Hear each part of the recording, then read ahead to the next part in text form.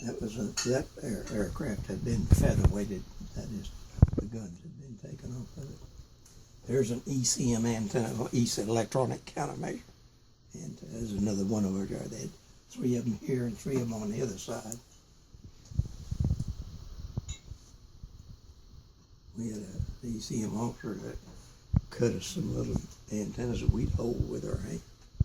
Really? For several years after I retired, my hands, as a matter of fact, you could almost see it, that would peel.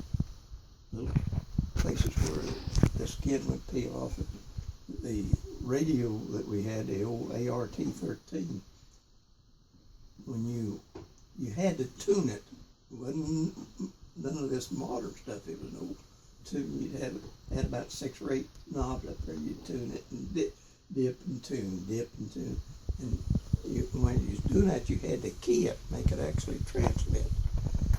And the unit had a handle up there you stick your hand through, because right behind that handle was the antenna connection. That wire that went from an insulated wire that went from the transmitter on out to the antenna, long wire antenna.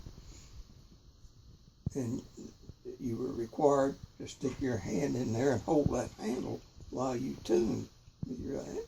Because if you slipped over and got a hold of that wire, it would burn you to pieces. Because that's one of the little secret things that we illegally done. If we take, when we thought we had it tuned up, one of the things we did to take a pencil and strike it, and that thing would go hard about that hard. One time we was flying over to Shreveport, Louisiana for some reason. But we got caught in a thunderstorm, and that lightning came in on that antenna and went all over that airplane. The canopy all split up and was sparked. That scared the hell out of you. Oh my God, I bet. You didn't want to touch anything. Yep. So you Yeah. Well, it seems like it traveled through the seats and everything. I guess that's all of it. I went to when I first joined in July of June, actually, because I joined 17 years old, just a month or two before I was 18. 18, yeah. Had to get my parents to Sign me. in. Yeah, Mom told me. Maybe you told me. Went to Parks Air Force Base in California for basic training. One of the few people that ever went there. They wasn't a whole lot or a long time that they were there. How it happened is me and my best bud in high school, a guy named PJ, Philip Jack was his name, and we call him PJ. He graduated a year, but he was my drinking buddy, my officer high school. That's all we did. Yeah. Work Yeah. and drink. And y'all joined together? He graduated a year before I did. And at that time, the Korean War was going on. And you didn't dodge the draft back then, because they come looking at you, looking for you with an M1 rifle. And they caught you. You tried to anything, and they'd shoot you back. I mean, no two ways about it. So the only way you could keep from getting drafted in the Army was join the Air Force. So he was high on and this was during the Korean War. Korean War was still going on. So he at that time, to get in the Air Force, because so many people were doing that, you went on a waiting list. And when I graduated, we went together down to the draft office, because he was about to get called into the Air Force. So I get his number come up to where he could join. And he was down there and signing all the papers, getting ready to go. And I just on us for a moment because we was good buds. He says, I'm gonna go. if you take me with him, put me with him, I'll join. Because I said, what about me joining it? Well, I go on a waiting list. I said, no. You send me out with him, I'll join now. Otherwise, I'm not going to do it. And so I bet he your did. mom was like, what? Yeah, Your mom 'cause probably she thought we fought at the bar. Surprise! She signed.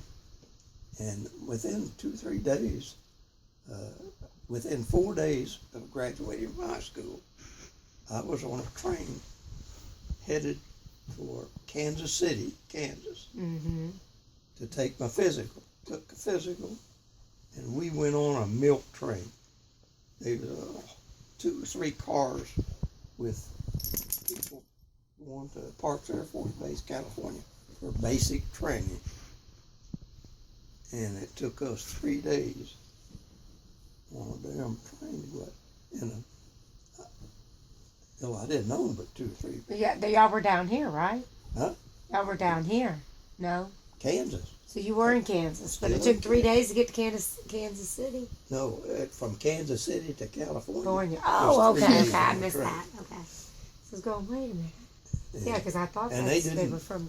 They didn't make the seats out into a sleeper for the GIs. They just said I wore my sleeve because I don't know if I even had a change of clothes, change of underwear maybe, but not a change of clothes. Wow. So he's out there, but we went like I say, Parks Air Force Base, California is somewhere just above San Francisco. Because in the middle of our training, we got an 8 or 12 hour, must have been a 12-hour pass to go to San Francisco to raise hell. Before you went out, yeah. And then we went through our basic training, and when it come time to graduate from basic training,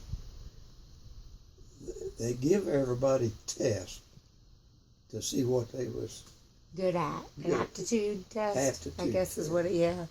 But, Like you filled out, what are your interests, what are you good at, what did you make high scores in, then they kind of tell you for your ACT, oh, you'd be good in this area. That's what that's it what is, it was basically, yeah. So that they can place you in the all right that. spot. Yeah. Found out I qualified for about everything going. But they went down alphabetic. The P's went to engine mechanic. So Philip J's went to engine mechanic. That's what they needed the first and the fastest. So he got that. They got down to the Z's. They didn't much give a shit what they got. So they sent me to radio operator school. Yeah. So he was a mechanic. He was an engine mechanic. Yes. Ooh. That can't be easy. And when I graduated from Keesler, I didn't have much. The only thing I did is I applied to volunteer for airborne radio operator. So I went through the basic radio operator and then went through a little bit of extra training to become an airborne radio operator. Yeah.